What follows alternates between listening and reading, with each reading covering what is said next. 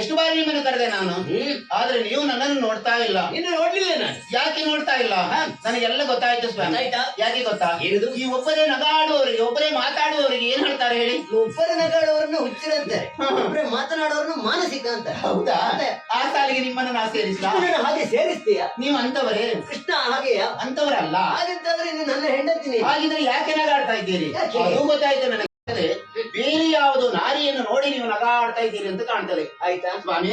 ಆ ಹೆಣ್ಣು ಯಾರು ಅಂತ ಹೇಳಿ ನಾನು ಯಾರಲ್ಲಿಯೂ ಹೇಳುವವಳಲ್ಲ. ತೆಳ್ಳಗಿದ್ದಾಳ, ಬೆಳ್ಳಗಿದ್ದಾಳ, ದಪ್ಪ ಇದ್ದಾಳ, ಸಪೂರ ಇದ್ದಾಳ, ನನ್ನ ಹಾಗೆ ಇದ್ದಾಳ? ಸುಮ್ಮನಿದ್ಯಾ ಎಂತ ಹೇಳ್ತೀರಾ? ಹೆಣ್ಣು ಮಕ್ಕಳ ಬುದ್ಧಿ ಅಂತ.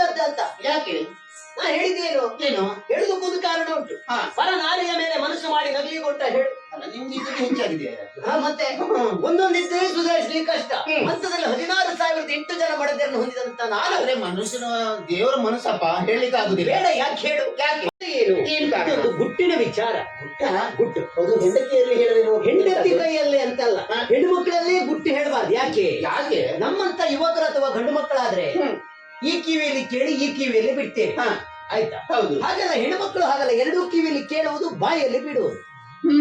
ಪ್ರಚಾರ ಹೋಗಿ ಅಪಪ್ರಚಾರ ಆಗ್ತದೆ. ಪ್ರಚಾರ ಆಗ್ಬೇಕಲ್ಲ? ಪ್ರಚಾರ ಆಗುವುದಲ್ಲ, ಪ್ರಚಾರ ಆದ್ರೂ ತೊಂದರೆ ಇಲ್ಲ, ಮರ್ಯಾದೆ ಹೋಗ್ತದೆ ಅಂತ ಹೇಳುದು ನಾನು.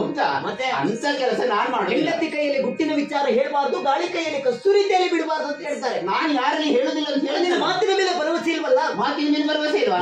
ಈ ಸತ್ಯಭಾಮೆ ಮೇಲೆ ಭರವಸೆ ಇಲ್ಲ. ಸತ್ಯಭಾಮೆ ಅಂತಲ್ಲ, ಹೆಣ್ಮಕ್ಕಳನ್ನೇ ನಂಬರ್ದು. ಯಾಕೆ ಹೇಳು? ಗಾಳಿಯಲ್ಲಿ ತೇಲುವಂತಹ ಕಸ್ತೂರಿಯ ಗಮನವನ್ನಾದ್ರೂ ಸೆಳೆಯಬಹುದಂತೆ.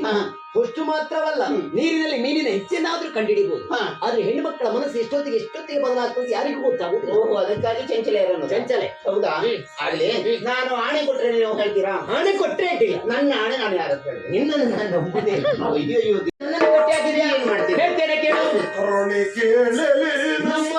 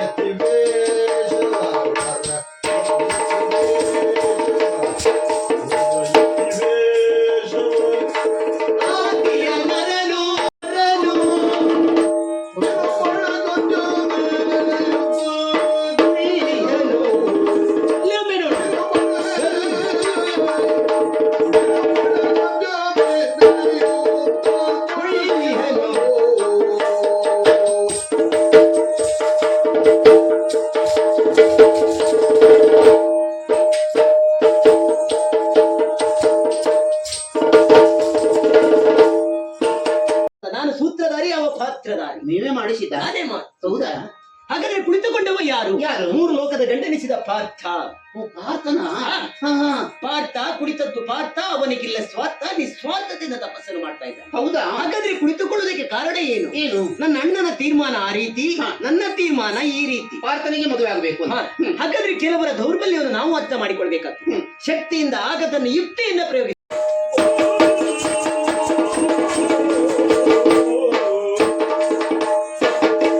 ಎಲೆ ಮೂರಾಂತಕ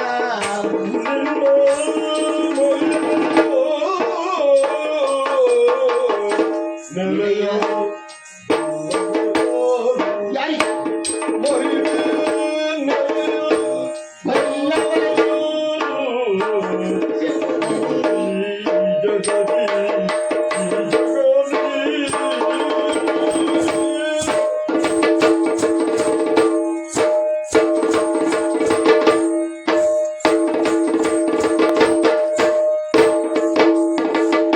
ಜಲಜ